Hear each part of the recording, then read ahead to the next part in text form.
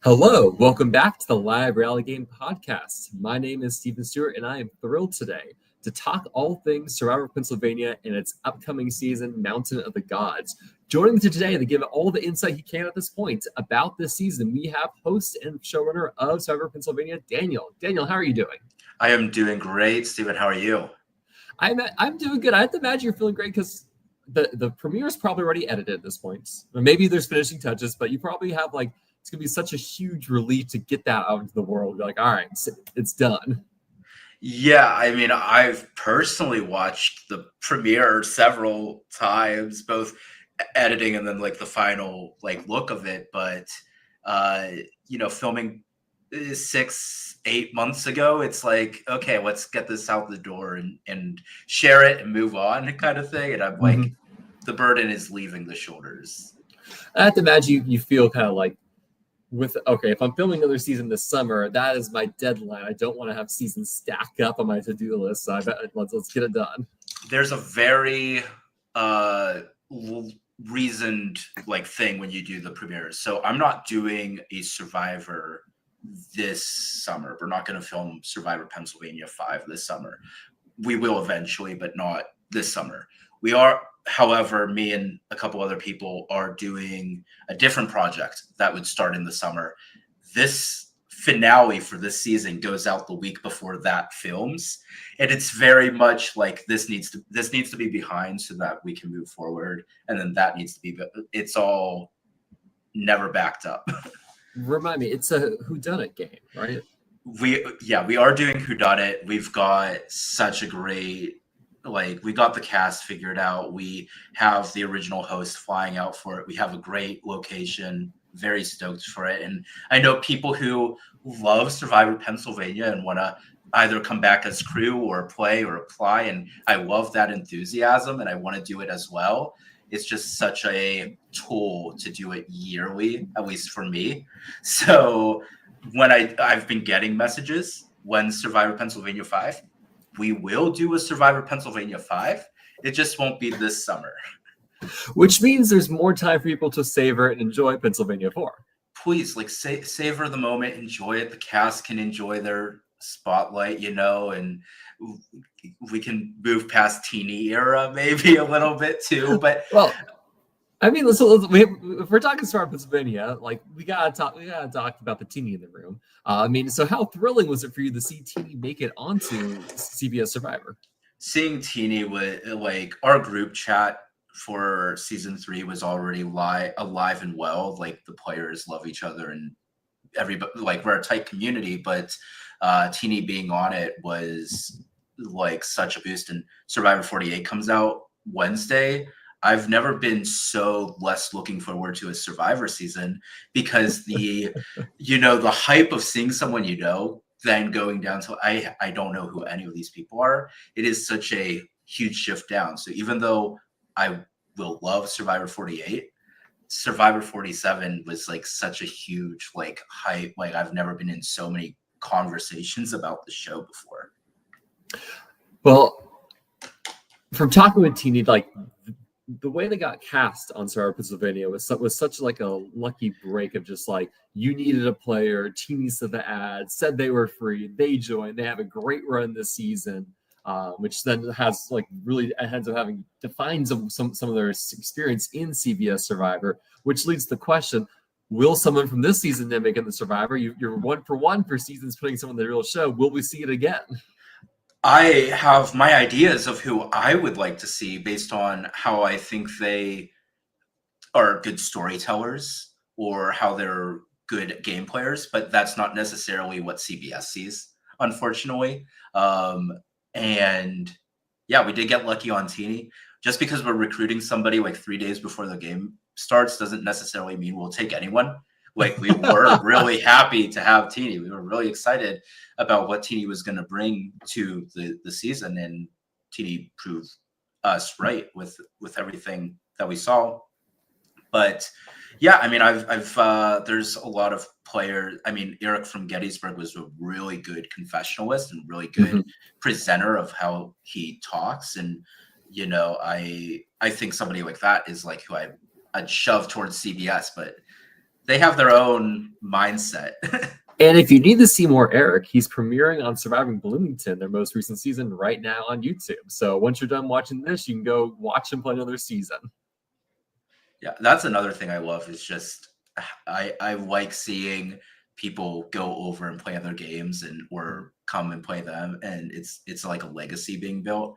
I also really love the newbies, like people who've never played it. Teeny never played a game before Gettysburg. Sam? So Sam was a newbie who was a very entertaining personality, and you kind of need those people. And we have that going into season 4. We have a bunch of people who never saw Survivor, never played a game, and those are really enticing personalities to mix the game up. Even though like the people who've played maybe a few of these are really awesome too. Like you need that balance. Why don't we just dive right into season 4 of Mountain of the Gods, and let's talk about the cast, because looking at this cast, I see familiar faces. I see some players I don't know anything about, which means either they've played other games, I just haven't kept up with things, or maybe they're brand new. I just don't know yet. Yeah, you're going to see quite a few familiar faces. We do have like some LRG stars. I think like Amy, for example, is Taylor's mom, who got runner-up our last season, but Amy's been around in the live reality game space. But on the flip side of that, we have somebody who like shows up in like these vibrant colors, like both pink and green, even though those are both tribe colors. And he's like, I've only ever seen Tool Drama Island. I don't know what Survivor is. So we have the same thing, right? Isn't that how it works? We have a mixture. I mean, it is so it's really like great for me to see people out there who never played before, and then they start loving live games because of something I did. And then on the flip side, you have people who've played a bunch of games before and they come in and say, this was one of my favorite experiences ever. And that is equally as rewarding because they have background knowledge of other things they've done. So I love them both equally. Well, so you have 2 tribes this season, 2 tribes of 9. So last season we saw 3 tribes of 6. This season is 2 tribes of 9. Talking about the decision to have 2 tribes, was it once you saw the cash, like this works great, or is it always going to be a 2-tribe season? So, I mean, there's a couple big factors. I will say, interestingly enough, we've done 4 seasons, and the tribe divisions at the start have been different each time. We've never done the same amount of tribes with the same amount of people ever. But this was always going to be a 2-tribe season. 3 tribes was, it's, another camp to film. It's another challenge setup to make. There's a lot more elements when you're dealing with 3 tribes. And I'm a personal fan of 2 tribes, but I did want to try 3 tribes out. Doesn't mean we won't return to it, but we plan our seasons out quite a far time before even casting. And the idea for our twist and theme and all the ideas and challenges we want to do to work, 2 tribes just fit that the best.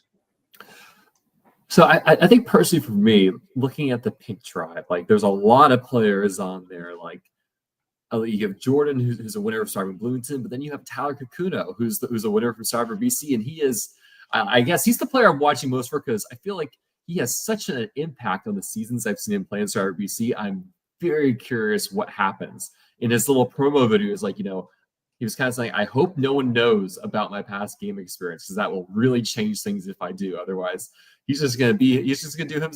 Tyler's going to do Tyler, and we'll see what happens, I guess. It's almost like you see it like on Deal or No Deal Island right now. They have an Australian Survivor player on it, and he's in the same mindset of like, I hope nobody knows who I am or what I've played before because then I can really do some damage here. Tyler is a polarizing player. That's a good way to describe it. Yeah, if people know who he is, then that's going to be a problem. If not, I mean, it's all about how much he can and you got to kind of play differently. I imagine as a player, like you have to see what your cast and season looks like. But he was in the casting circle, like we wanted him for season 3, I think maybe even season 2. Like we've been trying to get him, and finally, like things have worked out. So it was like a really good get on my end. Like as a producer, I wanted him for a while, so very happy that he's out there. Yeah, more Tyler Kakuna facts. He plays a surprisingly loyal game in my experience, and so I'm very curious to see how people react to that. But he also has one of the worst in tribal win rates I've ever seen in a player. Like, think of the 4 seasons of BC, he's had like 3 tribal wins. He goes to tribal counts a lot and can navigate it definitely. So I'm just very fascinated to see how this season plays out with all the personalities you have cast. He also, not for nothing, he was recently on a Jubilee video debating Ben Shapiro, another like polarizing figure. So he knows how to debate and handle himself in like tough conflict situations. Mm-hmm. So it's very much like that experience is something that I really liked seeing. And so let's talk about kind of the season theme. Looking back at the kind of the history of Star Pennsylvania, you have Altoona, you have Gettysburg, and now we have Mountain of the Gods as a theme. I'm curious because it's the other seasons I feel have kind of been rooted in kind of the locality and history, and this is kind of more, I think, feel rooted in kind of the history of Survivor itself. When we always talk about the Survivor gods, and now they're kind of here to play. Yeah, I mean, that's exactly right. We asked the players, like, what do you think the theme is? Because we show the logo as part of our casting process to get people into playing. And every time we've done it was a location, Pittsburgh, Altoona, Gettysburg, and we've played up on the location. Gettysburg, especially with the Civil War. Mm-hmm. I've always wanted to do something about, the question came, we hear people praying to the Survivor gods or thanking the Survivor gods or mentioning the Survivor gods. What are they? Who are they? Like, what game aspects do these gods impact? I imagine there would be one like for the idols, maybe because they prayed to the gods to find an idol. So maybe there's something like that, or tribe strength. So there's these aspects that could be explored there. So definitely more so leaning into the overarching Survivor lore and then building a world or a theme around that. So what can you tell us about the Survivor gods? Are they distinct? Do they have personalities? Do they have names? Yeah, so we have many Survivor gods, and the pantheon here. We have a lot. We're definitely like in the, it's not just one god. I don't know my terms, but we have, each god resembles one distinct aspect of the game. So you might have something like strength or preservation, or like safety.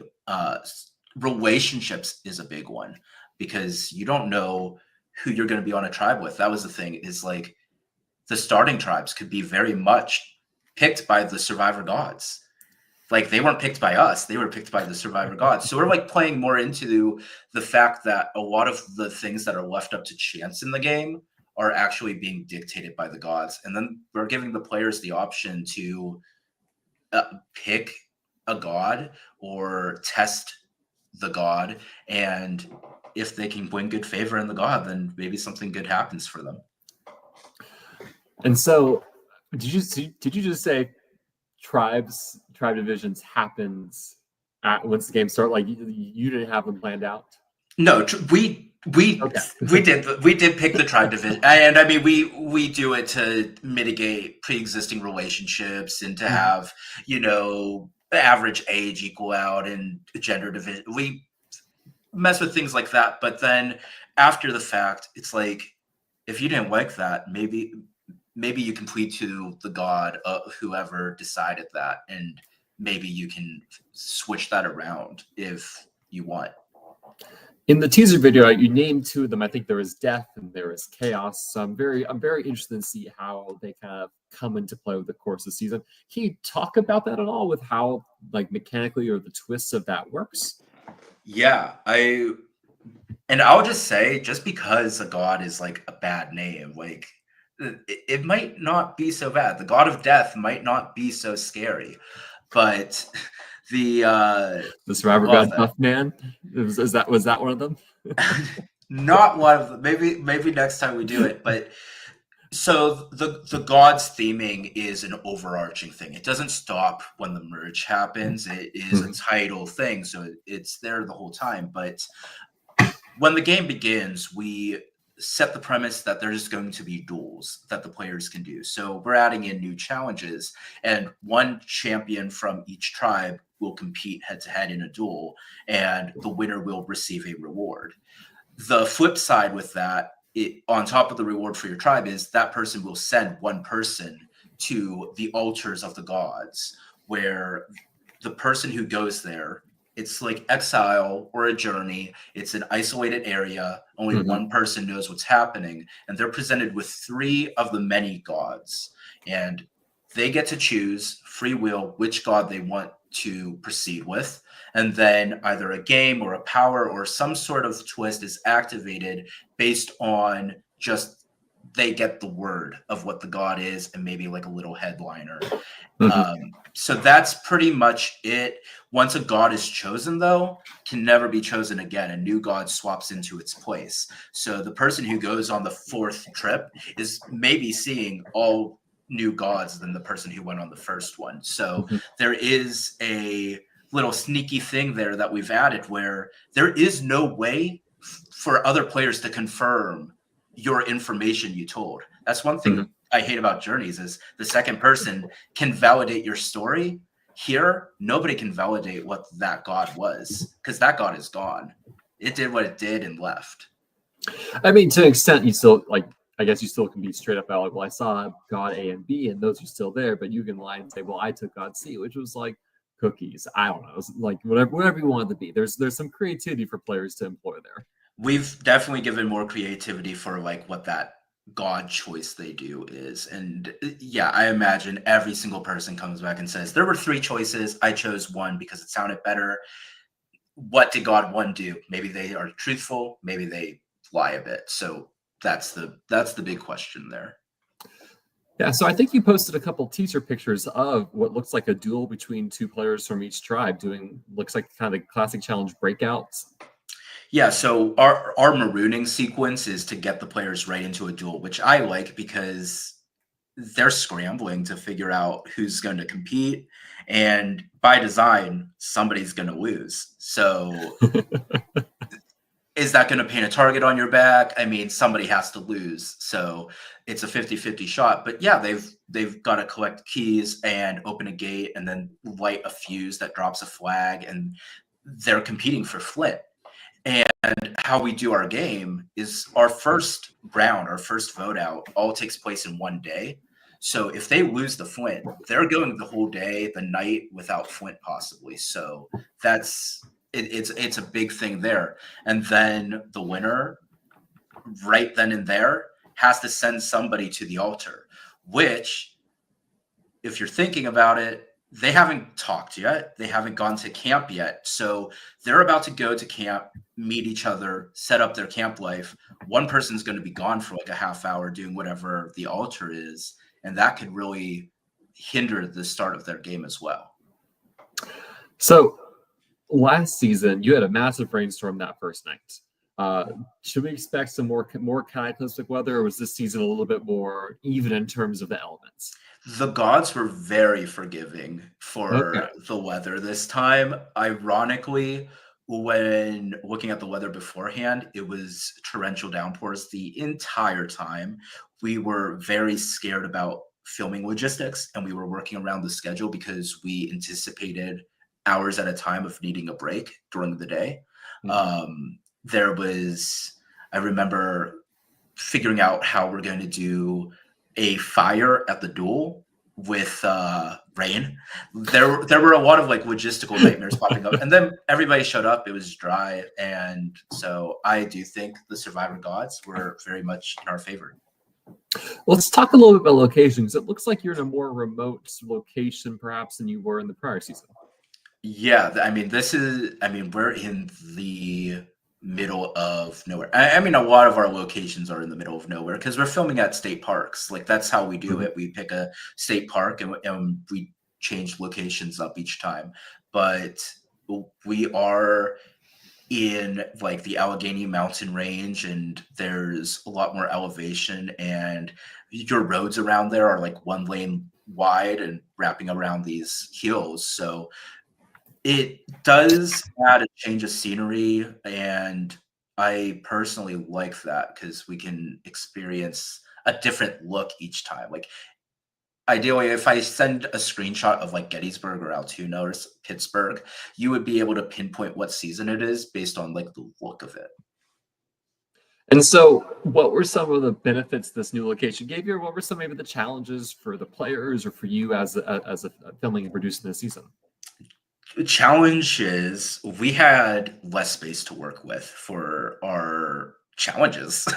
We had to get really smart, and I think another hindering factor is we have a dual arena, kind of like the idea is like a redemption island type thing. So it's like it's its own location and it's permanent, like it stays there the whole time. So we can't put the immunity challenge there. We have to go somewhere else.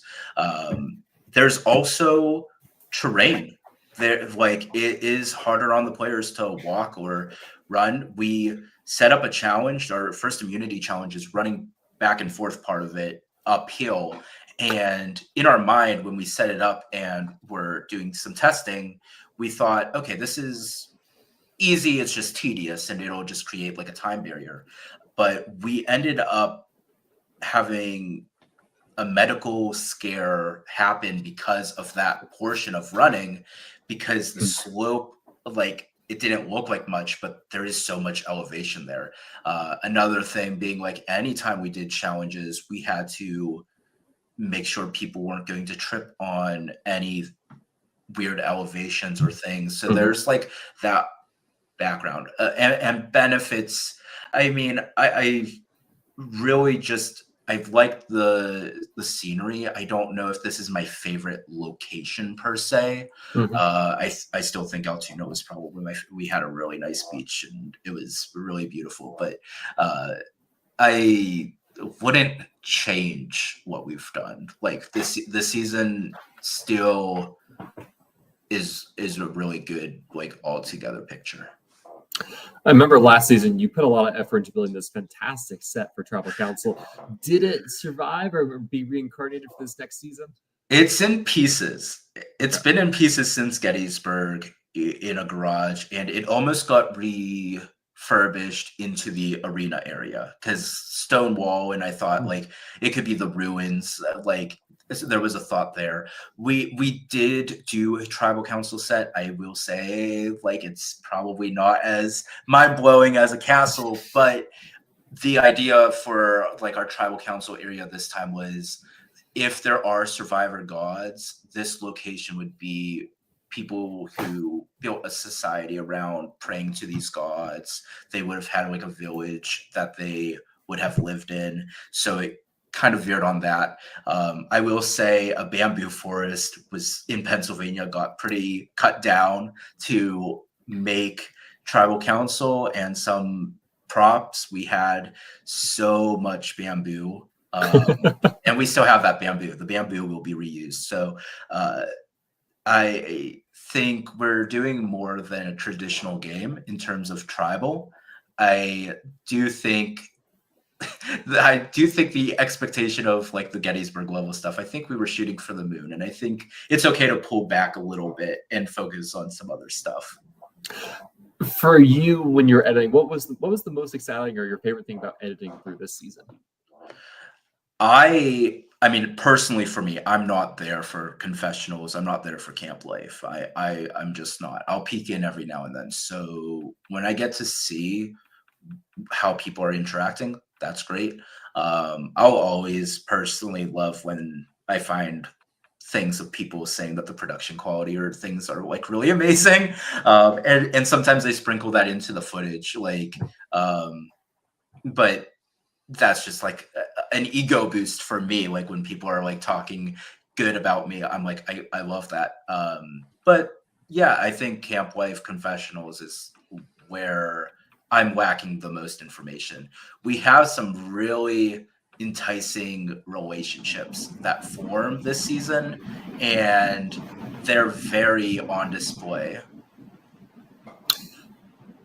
Daniel, I think that kind of exhausts all the questions I had prepared. Any kind of last teasers or things you want to leave us to ruminate on before the season premieres? I believe the premiere date is going to be on March 9th. Yep, it's March 9th. We'll do Sunday episodes at 8 p.m. The only thing that I don't want to spoil, but I want to tease, is that when it comes to the merge, the gods are still alive. We have probably the coolest mechanic visually that could ever be done, in my opinion. Is there an hourglass that will be smashed? Not an hour. It is better than that. Better than hourglass. It is such a cool visual mechanic, and I think as soon as we introduced it to the players, because it's something that all the players got to interact with as soon as it got revealed, everybody collectively, it was like watching fireworks. Everyone was saying ooh and ah. So I think, once the gods are done, anticipate some more elements after that. Well, Daniel, thank you so much for being here. They tease us and let us know kind of the behind the scenes of the season. For those who are tuning in again, March 9th, the premiere of Survivor Pennsylvania, Mountain of the Gods. Get excited for who are the Survivor Gods and how will the players learn to live with them, or I don't know, I guess face the wrath of the gods. We will see. If you want to follow Survivor Pennsylvania, you can find them on Facebook and on YouTube. And if you want to watch maybe some players from last season's Survivor Pennsylvania duke it out in another show, Taylor and Eric are both on Surviving Bloomington, and it's premiered tonight. Daniel, thank you so much. I really appreciate you taking the time to talk with me. Thank you so much. I hope you have a great night.